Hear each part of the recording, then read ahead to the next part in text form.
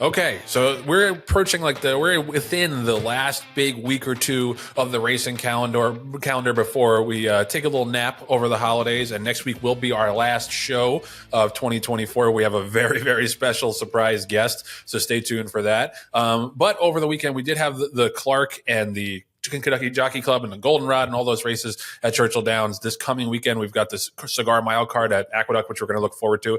I don't know about you, John, but that Clark card is kind of a snooze for me more and more every year. But the 2-year-olds are something to talk about because Godolphin swept the Goldenrod and the Kentucky Jockey Club with Good Cheer and First Resort, respectively. They also won the Fall City with Loved. So Godolphin continues to march toward yet another Eclipse Award as champion owner. And one horse I wanted to mention for the home team, he was in the Ed Brown Stakes. Keep It Easy, son of Hardspun, who won super, super impressively. Really dusted that field despite going 4 wide on the turn. He was a horse that we had a lot of high hopes for in the summer. I expect him to be on the Kentucky Derby future wager next time out.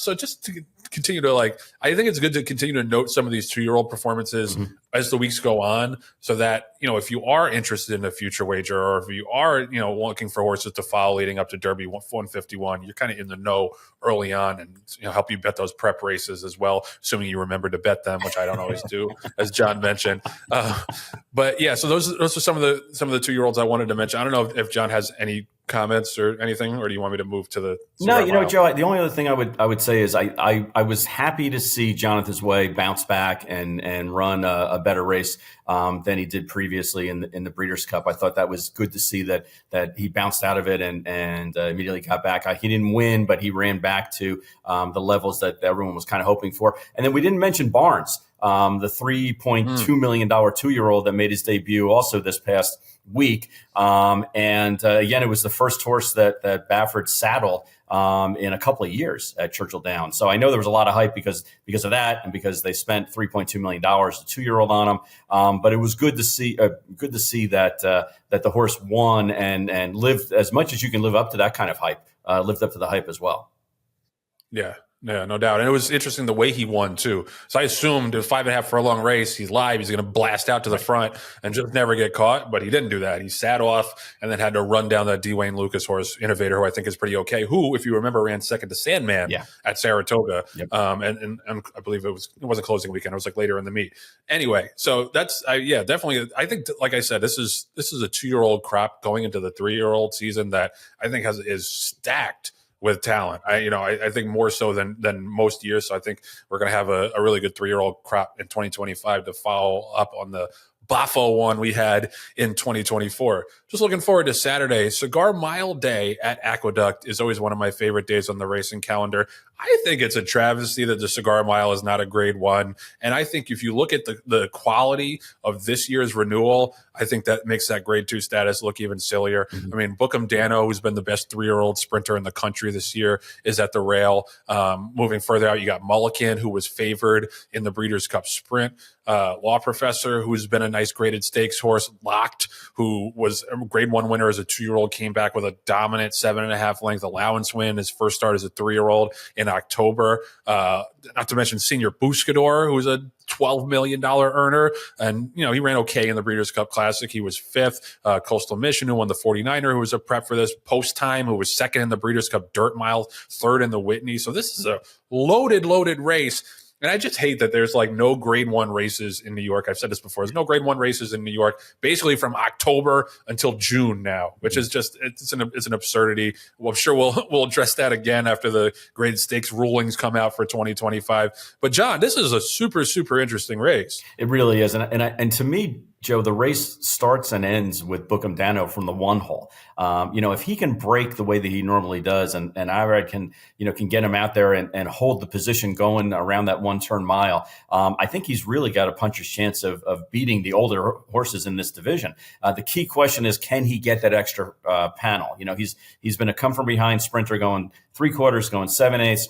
They tried him once going a mile in the Nashua almost exactly a year ago, and he just got beat at the end. And I think the fact that he did inherit the inside post, the inside rail position, that's going to give him a tremendous running start, for lack of a better term, in that kind of a race. But the horses to contend with, I mean, Mulliken also has tremendous speed, ran in the Breeders' Cup Sprint last time out. Law Professor ran a huge race last time out for Rob Actress. And Locked, I don't know if you mentioned Locked or not, but here's a horse, Yeah. a 3-year-old that is just coming off like an 11-month layoff. Won, for as much, it really could have won by 20 if he wanted to, and won by 7.5, going 7 furlongs, and now is, gearing up to continue to step forward as a 3-year-old turning 4. So this is a loaded race. And I think when the stakes group look at this race next year, I think that they're going to have to really consider it to be a G1, because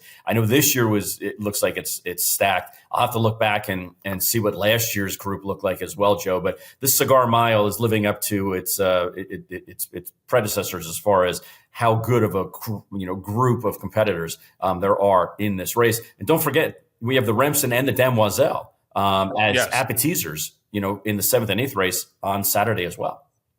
Yeah, I was going to say, watch they'll bump the Clark back up to a grade 1 instead. Well, it is in Kentucky, so there is that chance. That's what I'm saying. That just to piss us off. But the Remsen is worth looking at, for a variety of reasons. But the horse who's probably going to be favored, Key Waden, beat our joint ownership of Volt in his maiden race last time out, 1-5. He only beat Volt by a length of 3/4. Volt's running back again on Saturday, but Key Waden looks like a serious horse. Stretches out to two turns.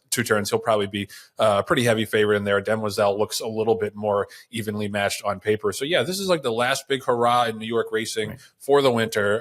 So hopefully everybody gets out there and gets to enjoy one last big day of racing at the Big A before we turn the page on the calendar. Before we get to John's Bee in the Bonnet, I want to mention the continued issues that are going on at Woodbine.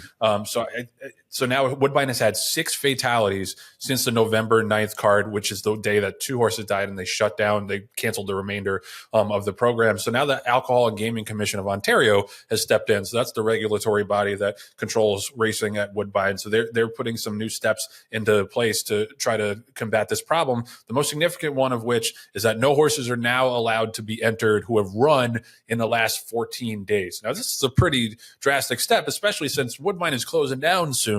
And I think, a lot of people reasonably want to run their horses before they no longer have the chance to on that synthetic surface, which, on another topic, the New York synthetic surface could help with that in the future. But for now, that's a pretty major step to take.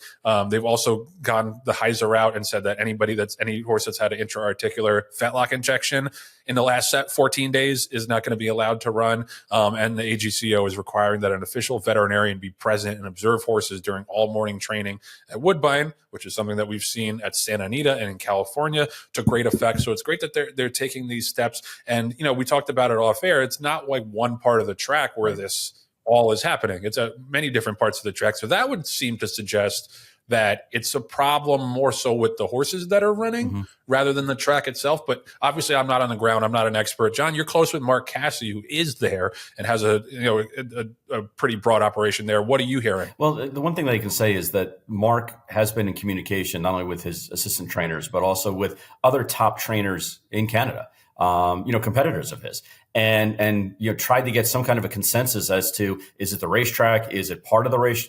One specific part of the racetrack? Is it the colder than usual temperatures? Going on a little earlier than the like. Basically, what is it that's causing all this? And I guess the good news is that nobody has pointed to the racetrack as the issue. Nobody is saying, well, the racetrack, there's a sinkhole in one section, or, my exercise riders are coming back and they're saying going into the first turn, it seems like it's uneven. Like there's no commentary or any kind of discussion about that. So, Joe, what it comes down to is you have to remember that a lot of these trainers that race up at Woodbine are there from March to December. That's when they're training. That's when they're racing. There's an abbreviated track that's being used in April racing. They only race sprints basically for the first 3 or 4 weeks at Woodbine. And that's just how they found it to be safest. And basically what you're seeing, I think, is that a lot of trainers are running their horses back quicker than they had in the earlier part of the season, because this is it. This is the last chance that they have to earn some income for the next 4 months. It's kind of like squirrels, saving up their nuts for, for the wintertime. And I think that the Racing Commission noticed that and said, hey guys, this may be the theme that we see as to why these horses are breaking down. It's not a geographic part of the track. It may just be the horses are running so many times and so quick back, so quickly, I should say, that, maybe we need to stop that, or at least put in some kind of a rule, i.e. this 14-day rule, and basically say, you can't do this and try to, turn around and rebound your horse back into entries one more time before the end of the meet. So, they're going to have a hard time closing entries up there, but I think that they're hoping that this is going to curtail, if not, absolutely delete the opportunity or the possibility of horses breaking down because they're running back too soon. Yeah, and at least they're being proactive about it and trying to take steps, like I said, to combat the problem and not just hoping things go right. There's 8 more scheduled cards for 2024 at Woodbine. Closing day is supposed to be Saturday, December 15th. So we'll keep our fingers crossed for no more issues for the rest of those cards, because if you do have them, then you got to start asking questions about the 2025 meet. Like, what do we do to head this off at the pass and make sure that this doesn't happen again? And I think you still do have to have those conversations, but especially if there's another incident in the next 8 cards. So hopefully everybody comes back safely until the remainder of the Woodbine meet.